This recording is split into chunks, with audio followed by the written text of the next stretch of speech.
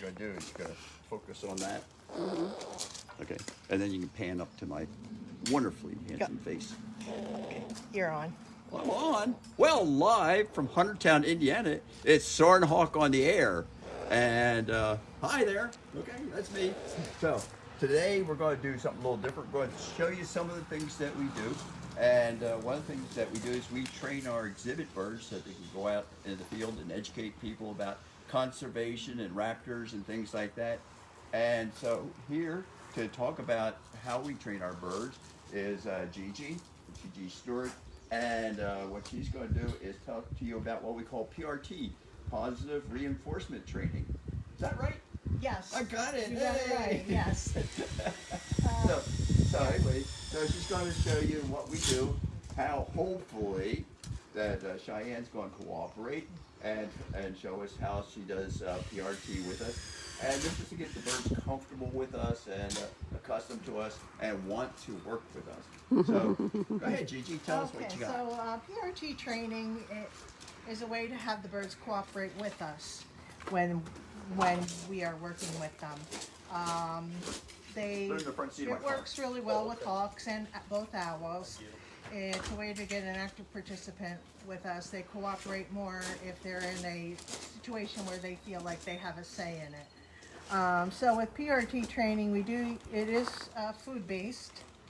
I don't know if Cheyenne's going to cooperate right now because it's not her normal food time.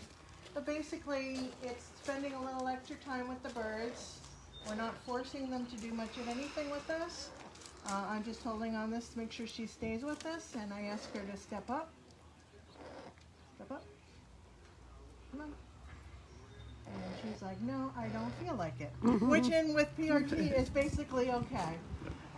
So if she was in her pen and she did that, I would just basically walk out of the pen and kind of close that window of opportunity that she lost her chance to come outside. And now she's out here, so there we go. We stepped up and I say good.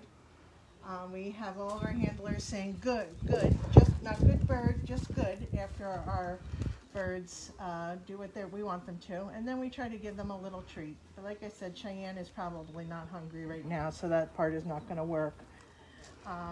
We have some birds who we've had for quite a while, who maybe PRT training might not work with them. It works really well with the younger birds, and when they first come in, we get them used to taking food from us. Our first step is to make sure that the bird will eat in front of us. Once they eat in front of us, that's a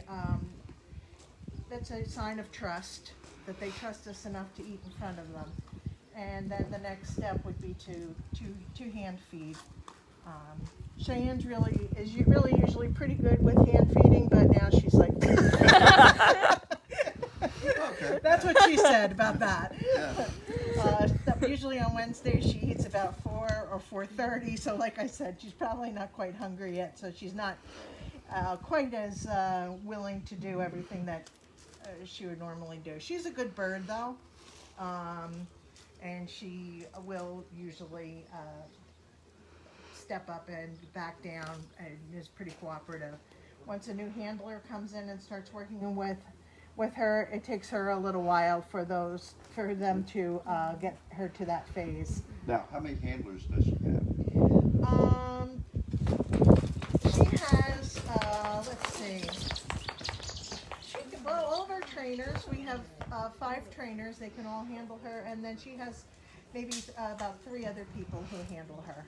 So we limit the number of handlers for the bird so the bird doesn't get confused, and it also keeps everybody on the same message. Everybody does the same thing identically, because we don't want to confuse them. Exactly. And the thing is, it's the welfare of the bird as well as the welfare of the individual holding the bird, right, Cheyenne? Yeah.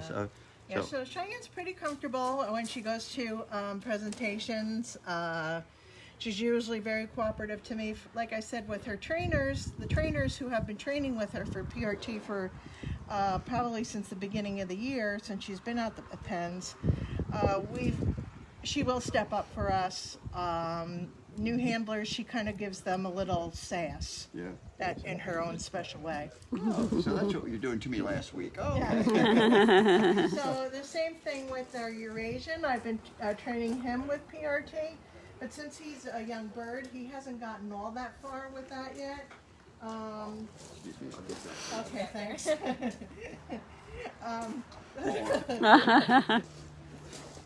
I don't know. Again, he ate this morning, so I'm not too sure if he's going to be hungry. Hey, buddy. Okay.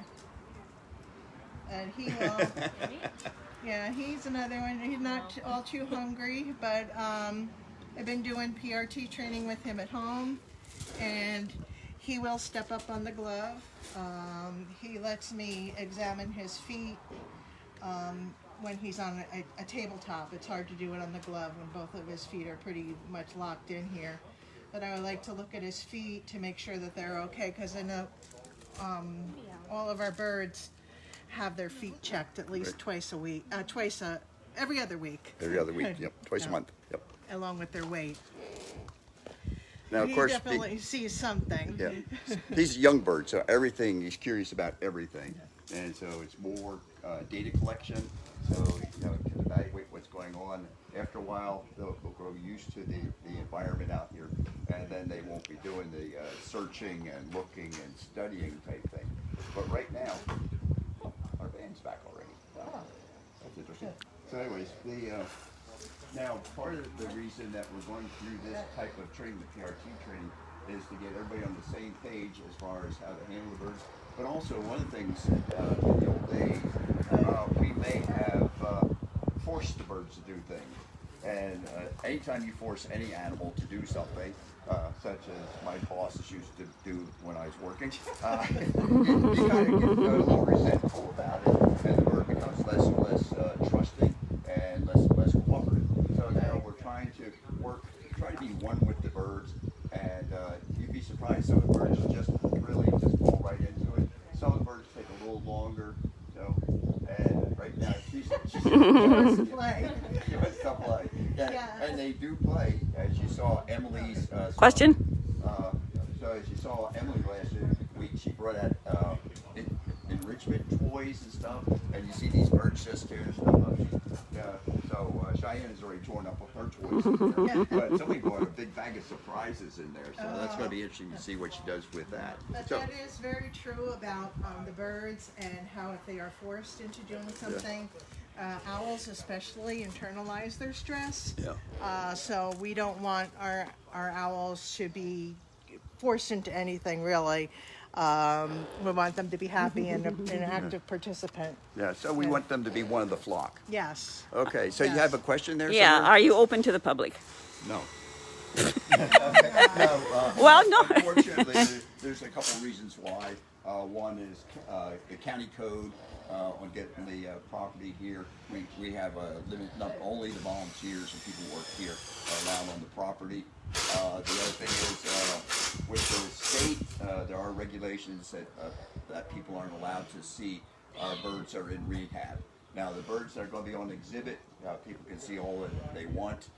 But so if you want to see us, check with us on our website and see where we're going to be doing some educational presentations. It's been a little slow this season because of the Corona thing, and but we're going to be starting to pick up in the fall and get the birds out. So just keep an eye, and we'll be getting out as soon as this. But however, if you decide that you want to be a volunteer, you sign up to be a volunteer. And you can come out here and you can see the birds every day. Okay, so there's no, so you can volunteer as much as you want and come on out. Or if you're bringing it with us, great big checks they always show on TV. We'll let you come out for that too. So anyway, we're not open to the public. Okay. So what else do we have to talk about on PRT? Oh, there's a green heron. Okay. Okay, sorry, I get distracted by birds. When we first start with a PRT bird, it definitely takes a while to get them used to that. And one of the PRT birds that Emily works with is Ginger, who we've had for several years now. So she has been switched over to a PRT bird, and Ginger, she'll step up for you if she wants to. She's not real good with taking the food yet. Not yet. She will eat in front of me though, and that's the first step. So Yes. we're getting there. Yeah, Hawkeye is another one of our PRT birds, and she's doing really pretty well. She steps up without bumping or grabbing her jesses. She'll just pop up on your arm, and she will also take food from us sometimes too. Yeah, well, in the wild, basically, raptors, any kind of animal, is going to defend its food, and it's not very trusting of having other birds around. You know, so quite often, we'll get phone calls about people seeing what looks like injured hawks by the side of the road, and what these birds do is they get their food, and then they spread their wings out to cover it. They call that mantling, and what happens is they cover it so that birds above them can't see what they're eating. Even if you go to where you see a bunch of vultures around a kill, the vultures will still do that mantling thing and keep the others away until they get their gullet full, and then they'll let others come in. So it's very trusting when an animal will let you hold their food and when you can be there present with them when they're feeding. You got another question? Oh darn. Okay. Yeah, but it's true. It's once you get a PRT bird to really work with you, it's A real joy. it is. There's really nothing quite like it to see. I noticed that some of the birds actually nuzzle. You know, if they get up there and they'll nuzzle their head into your cheek or that kind of thing. Yeah. And that's real trusting when they get near your mouth. Yeah. Okay, so it's Yeah, they definitely develop a strong bond, and Yeah. that's why we don't like to change up the handlers a lot with these PRT birds, because they get used to that person just Right, as yeah. you get used to them, and you're eyeballing my chicken leg. Do you want that? no. No? You No. know, okay. But the thing is, you do not hug and you do not kiss or anything like that on these birds. You know, because they do have those. Remember, I told you in the first session. You know, way back when they have sharp beaks, right? They got sharp talons, and don't point your finger at them because you can lose. You know, they call me Stubby. So there have been some accidents when people have gotten a little bit too familiar with it. But you know, the thing is, we want the birds to adjust to us, and we adjust to them. We can feel how they feel. You know, what they know what need, so you accept each other. So we're part of the flock, and you can tell when we come in the morning. The birds actually greet us. Ginger over there is chirping away. Jefferson, the bald eagle's back there calling. He says, "Come on, see me," things like that. So we have a relationship with them, and they have a relationship with us. So Now, another new bird that we are doing the PRT with is Marshmallow, who we named last week. right, Marshmallow is actually very, very good on the glove. Yeah. So we take small little pieces of food and keep the bird calm on there. And I think, I don't know if he's a he or he is a she. yeah. Well, we're going to But find out. He's a very good bird. I think he'll do great at presentations. Oh, missed that. Sorry. What? I missed the. Yeah. So we've been adding to our crew here. I think we've just added Marshmallow in, Yes. and right behind me is a Cooper's hawk, young Cooper's hawk that's come in, who is very well behaved. Can I- To you people who are we can take a picture of them. Okay. For you people who are familiar with Cooper's hawks are notoriously edgy birds. You know, they're really uptight, don't have much to do with you. They're real skittish, and they're very quick. But this bird here, I think for the moment I'm going to call him Captain Coop, and so Captain Coop. Okay, yeah. You don't want that finger anymore, do you? Yeah. So this is going to be one of our new birds. So we just added Marshmallow on, and then we have Captain Coop here, which will probably be added on. And I think we have a young kestrel that's going to be Yes, joining us. yes. And so we're a thinks young I've got female food. kestrel who apparently has some type of maybe a neurological problem. Anyways, she's very well behaved. She's sitting in with two of our other kestrels. What are you doing? Okay, with two of our other kestrels, and they're protecting her like she's a baby. So we're going to be expanding our crew. So, oh yeah, that's what. There Yeah. you go. Oh, yeah. So, So he will be an excellent PRT bird. You get him to step up on your glove, he gets a treat. He gets a reward. There's no reason why he wouldn't want to get up on the glove. I'm having a little trouble getting that big leg down. But there you go. See, if you had teeth, you'd be able to chew that. yeah. And again, He'll no get teeth. it. He'll figure it out. So he's working There it it out goes. real There well. it goes. There it There it goes. Oh goes. yeah. So, don't worry, that foot will be coming back up a little later on. Yeah. Yeah, in a little fur ball. So nobody has any good questions for us out there. Not yet. So Comments about how thanks, and they're so beautiful. Thank you Oh, for yeah. sharing. yeah, for some of you folks, you may have missed out on Saturday. We had a special event. There it went. We released 6 kestrels here in the backyard, and they all went flying off. They really enjoyed getting free. They flew fast, rapidly, high, and when they got the wind lifted them, and they were soaring around. So you might look back on the Facebook, and what would they look under to see that event? It's one of our live videos. Yeah, it all comes up under the. Yeah, Yeah. so it'll come up. So you might want to watch that, and it was a real joy having some of the rescuers go out there and release the birds and get them back out into the wild. The birds were happy, the people were happy. It was a very good event, you know. Yes. And so, Another question. yes. Are these birds you are holding native to Indiana? Well, Ah, good no, question. Neither of those two are. Yeah. I know that was a trick question. Yeah, wasn't it? No. yeah. So anyways, the bird that Gigi's holding is a bird called a Harris hawk, or sometimes called a red bay-winged hawk. Okay, so you see the bay wing there, the bay colored on the black, but this is a bird that's native to southern Arizona, southern New Mexico, maybe straggles into California in the south, and also in western Texas, then all the way down through Mexico, down through the Nice lakes. through the Isthmus of Panama and across, and then into Venezuela, Colombia that way, and then all the way down into the Pantanal of Brazil. So they're pretty widespread. Now they're a very social bird. In fact, family groups stay together. You know, most of our raptors, after the young are old enough and mature enough, they're sent off on their own.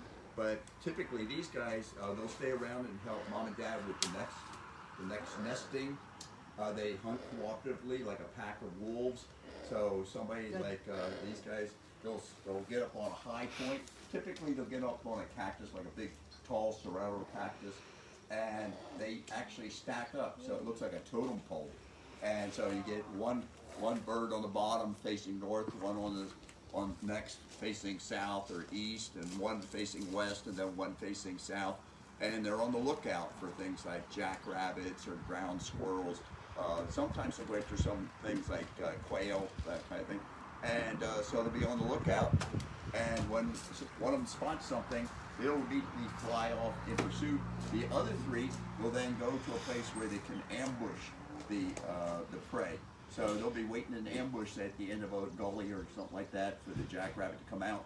And so the one bird chase, pursuit, the other waiting, and then they'll descend on the bird or on the prey, and then they'll cooperatively eat.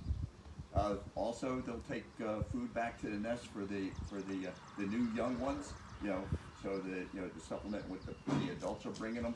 So they're a very social animal, and that's what makes them very good for hunting with people, because they will adapt to people.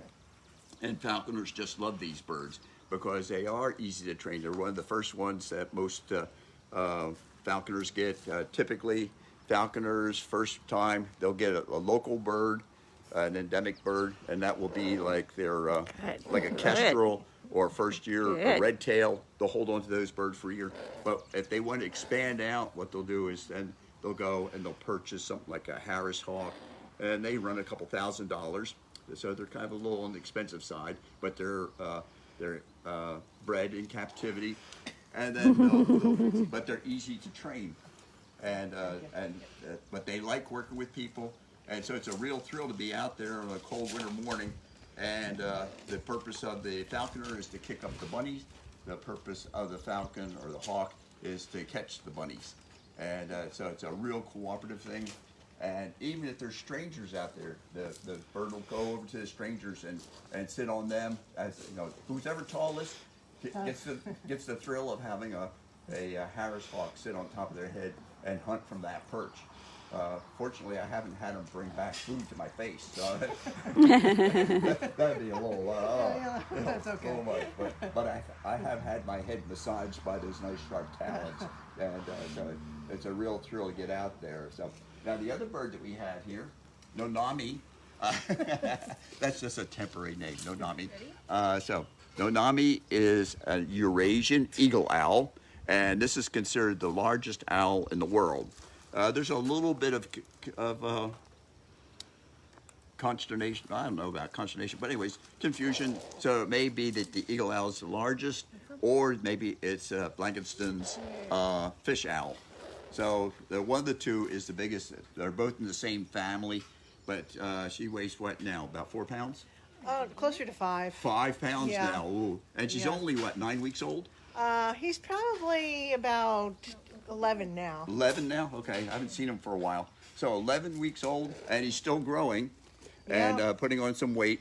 And the coloration, from what I can see in doing some investigation, is that of the owls found in the Himalayas. So he's of that race, okay?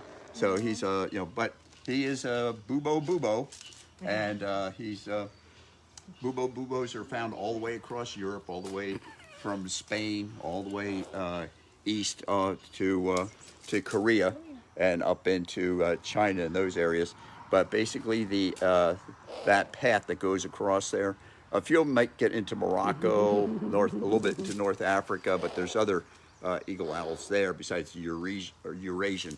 So he's going to be a little bit bigger, and he's going to be fully flighted. So it's going to be one of the great things.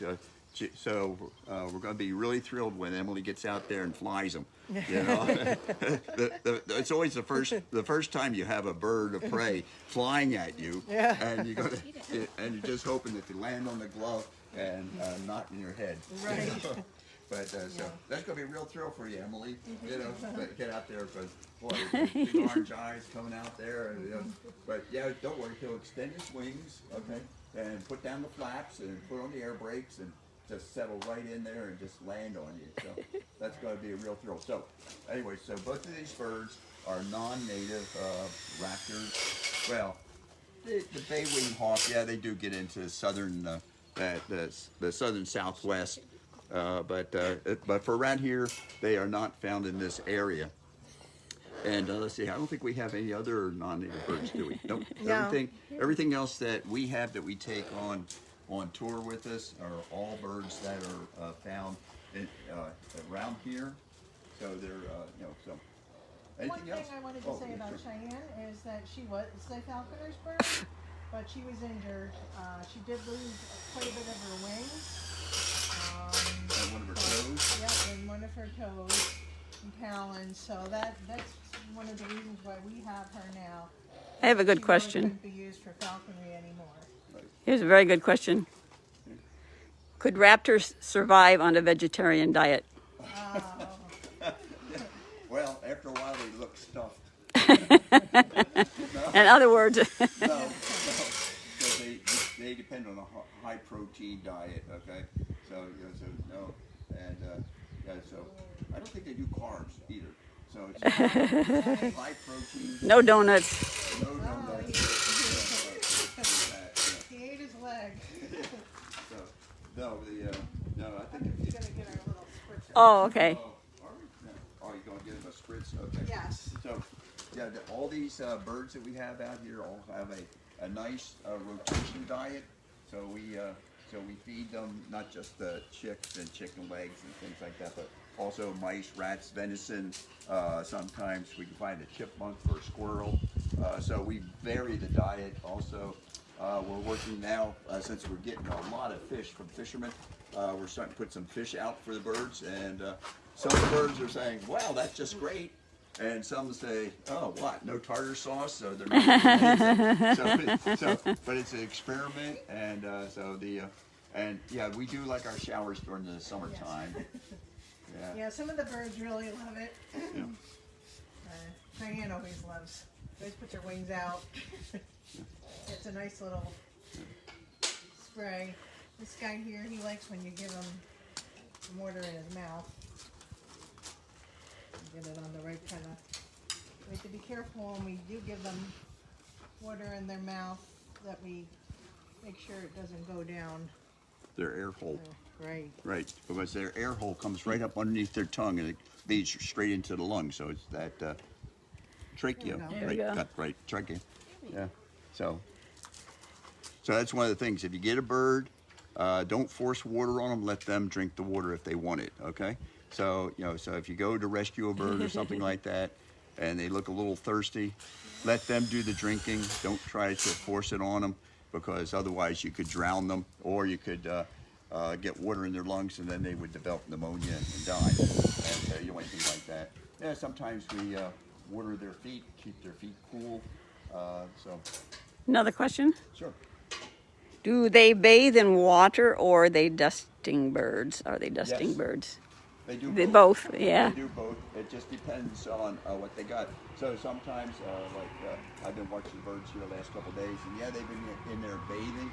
But sometimes, if you got a lot of bugs and stuff, you might want to get in there and take a dust bath so you get rid of some of those. And in fact, let's see, I guess it was last Wednesday.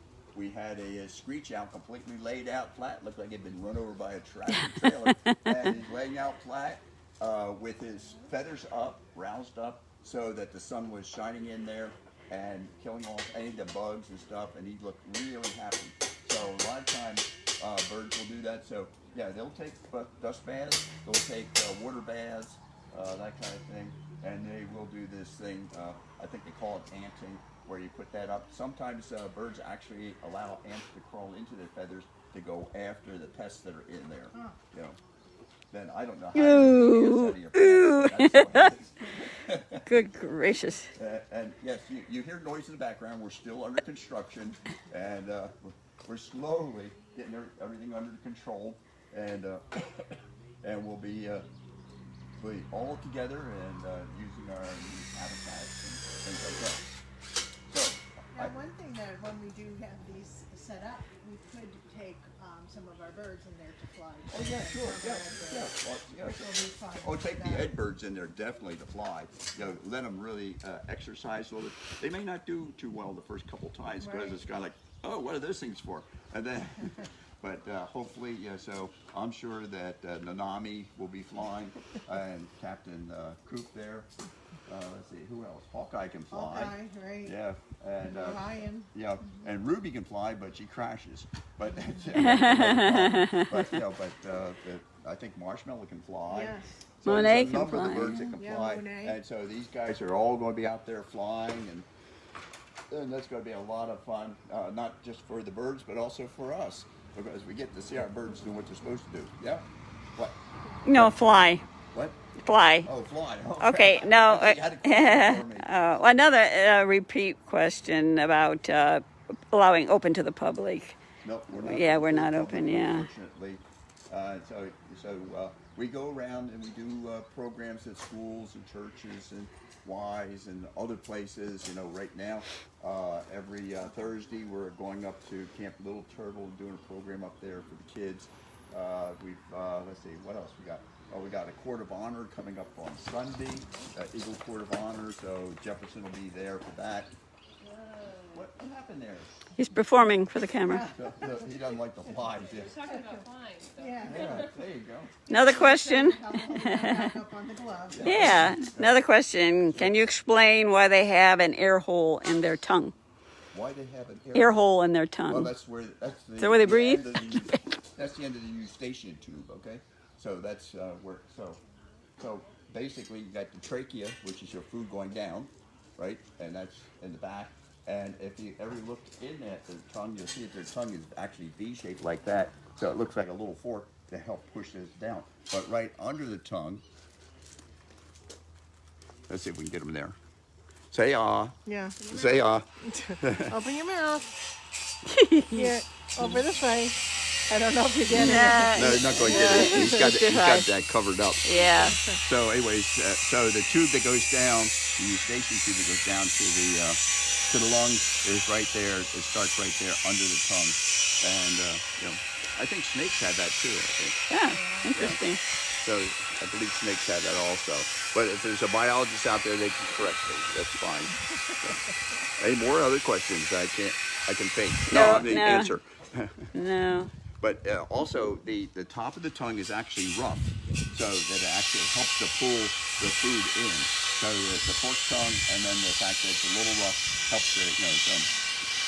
Also, can you talk about the ospreys and how they have those little the spicules, the little spines. Yeah, that's amazing. Yeah, so yeah, some of the birds, like the osprey and the fishing owls, they have actually little spines on their feet, so that when they grip onto the slimy old fish, that it actually kind of grips the thing and holds it. So they. And one of the things that's interesting about osprey is that, you know, if you notice, the hawks have 3 toes forward and 1 back. But with the osprey, they can rotate so that it's 2 toes forward and 2 toes back. And that way they can grip their fish. And they can turn their ankles, if you want to, their tarsus, so that they're sideways. And so click, they clap on, and then off they go. So if you've ever loaded bombs under the wing of a plane, it's that same kind of grip, okay? Well, We've all done that. Yeah. But it's the same kind of grip, okay? So, and then the osprey, of course, orients the fish so that they can fly mostly streamlined, you know? And so that's a fantastic thing, watching these guys work. I've been out swimming in the ocean, I guess the fish came up to me, and then the osprey came down and took the fish right, you know, from me to about there. And it's really like, pow! And then all of a sudden, off they go, you know. And so they can rotate, and they can take that third finger, and so they can clamp on and orient the fish. And I think the fishing owls have that same adaptation, have little spicules on there that they can grip on. I would tell them to stop the noise, but I don't want to stop them. no. But that's one good thing about PRT and training our birds is that your bird, once you work with a bird a while, your bird will trust you in certain situations. Right. So Cheyenne knows that, you know, okay, we're having this loud noise, but she knows that I'm going to keep her safe.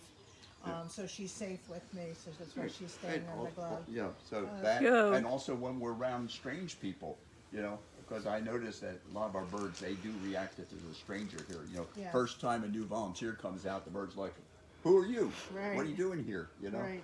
But but if somebody accompanies them, the bird says, "Okay, that's fine." Yeah. But if they're here by themselves, the birds go, "No, I don't know you." So Yes. stranger danger. Okay, Yes. so Okay, another question. yeah. How many times a day do the birds eat? Basically once. Once. They're Younger fed one's once. Twice. Yeah. He gets fed twice a day because of his age. Yeah, he's a growing boy. Boy. Boy, okay. Yeah. He's a growing boy. But so they get fed once a day, which is about typical in the wild, you know. So they're not like us snacking all day, that kind of thing, you know. But no, they find their prey. Now maybe they might have to feed twice or 3 times if the prey isn't satisfactory. In other words, you know, you come up to some roadkill or something like that, and it's been run over, and the vultures have already fed, so there might not be much left. You know? But or you might catch a couple mice, you know. So the mice might not be enough to take care of a red tail, but be just fine for a kestrel for the day. Now, most of these birds, once they fill up, you know, if they're good and full, they'll go up to a perch and they'll stay there, and they may not come out the next day. Next day they might just take it easy, kick back, you know, in their easy chair, and just kind of watch nature go by. But some of them, some of these birds, they'll eat so much food it looks like they're ready to explode. We had let's see, what was that bird's name? Spalding. We had a red tail named Spalding, and he would go out and he would eat so many mice that his crop was just completely full. Looked like he had eaten a softball. And so, but he would just sit then for the next day or two and just not do anything, just take it easy. And that's what the birds do in nature. Birds, animals do not want to expend any more energy on getting food than they have to. Because why waste a lot of energy flying around and looking for food if you don't need to feed, And why lose energy? So this also gives the wildlife a chance to kind of get out there and scatter around for a bit before the raptors come back. Any other questions I can answer for anybody? Okay. So anyways, We get in the shade so I can see yeah, the screen. I think we're running out of time, I hope. Yeah, I don't know how do you tell you're running out of time or not. My watch is being covered. Oh, okay. Oh, your watch is being covered up. Okay. Yeah. Gee whiz, let's see what I got here. 151. Wow, we ran Oh, way wow. over. Okay. Gee whiz, Bob. Well, that's what I thought, but I was waiting on you. So, anyways, next week, come on back. Okay, we'll see what we have on tap for next week. We never know what's going to happen. Next week we could have a snowy owl here. I've seen snowy owls on the 4th of July here, so nothing would surprise me. That's the great thing about nature. Is that there's always something out there to look at and to observe and try to understand or just enjoy it. And so join us, and we'll introduce you to some new things, new birds, new people. We'll try to get some new people out here next week. They're all hiding from me today. And by next week, we'll have the other aviary up and running. And so we'll have, maybe we'll have some birds out there just having a great time, hopefully. Okay? So, Sounds good. so we'll see you next week, and we'll be live again. Okay? Bye. Bye, everybody. Bye. Bye. No, don't say that word. No. Okay. Okay, now, oops. Okay.